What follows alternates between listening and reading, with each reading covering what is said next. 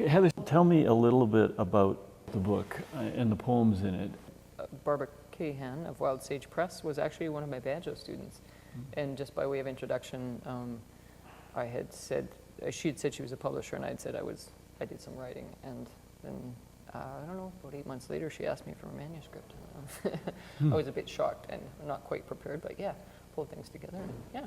So did you have quite a bit of it written? Enough of it to go, and then? Yes, most of it. I mean, because I was trying to really narrow into a prairie focus, there was lots that wasn't to be considered. And then I realized that I said, well, I have some other things also that are songs, and I don't know how they would lay on the page. So we tried that out, and yeah, we decided that it would work, and then we could add another layer to the book by having access to the music as well online. So. Mm-hmm. What I love about the book and the poems in it is the particularity of your attention. There's this kind of contemplative attention in every poem, on every page. There's details that come from many, many hours of your experience as a prairie ecologist. And you can feel it in the writing as you read it, and certainly as you perform it for an audience. So how do you think you achieve that, and how does it relate to your experience as a person who spends a lot of time in the field? I think that it's not something I have to aspire to. It's something, it's who I am. I have always observed, and then through the course of studying science, well, and that's also why I studied science in a way, is that it was just the curiosity. And so if you're curious enough on the prairies, you begin to look more closely, and then you do see those things, and that is the prairie for me, those details. Yeah, for sure. I mean, and you have a background as somebody who grew up on a farm as well, and yet as an ecologist and a conservationist, a grass hugger, self-avowed grass hugger, you're aware of and thinking a lot about what agriculture has done to the prairie world. You know, you have the one poem where we're flying above the prairie and you're seeing the grass in tatters in the world now in a checkerboard. Tell us a little bit about making that balance, because you also have great respect and honor. There's this sense of honor of prairie farm life too in your own background as you experienced it at homesteads and so on. Yes, I think that the use of the land left to its own devices might come to a balance of food production from agronomic in terms of plants and so agricultural crops. It would come to balance with grazing cattle, et cetera. Mm-hmm. So which would be a maintenance of native prairie, which in fact is obviously the way native prairie has developed in its history. And I think that if those things were left alone, we would have a stronger balance, and yet policy sort of will dictate how land use is, I guess, divided between things. And so there's always been, I think, a strong push towards getting rid of the native prairie. And so. Yeah, but as a writer, though, you maintain that tension very successfully. It's difficult because you don't want to be somebody who's just romanticizing or glorifying agriculture.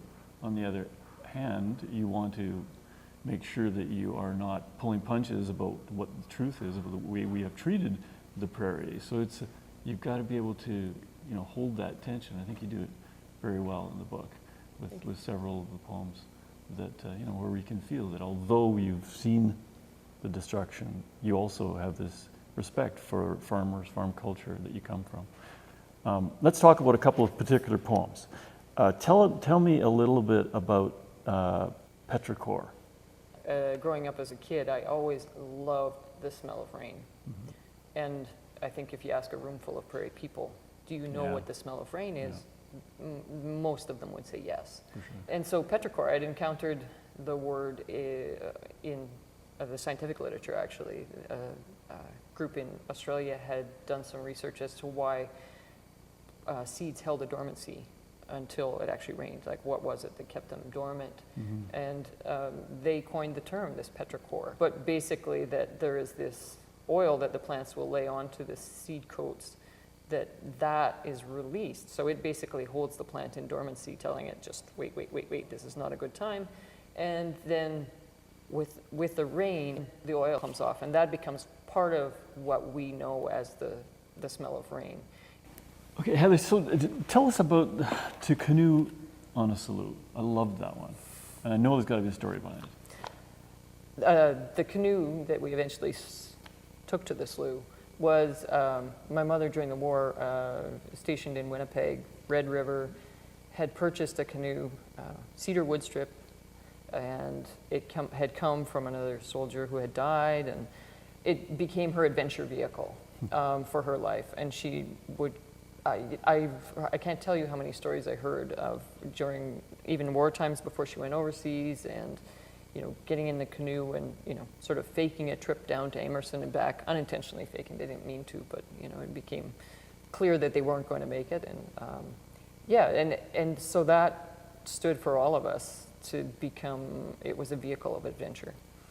And so as a kid, a rural kid, we certainly didn't go to the lake. No. And the lake was the slough, and as long as there was water in the slough, we could canoe on the slough, and it was an adventure, and it was a joy. Yeah. Yeah. All right.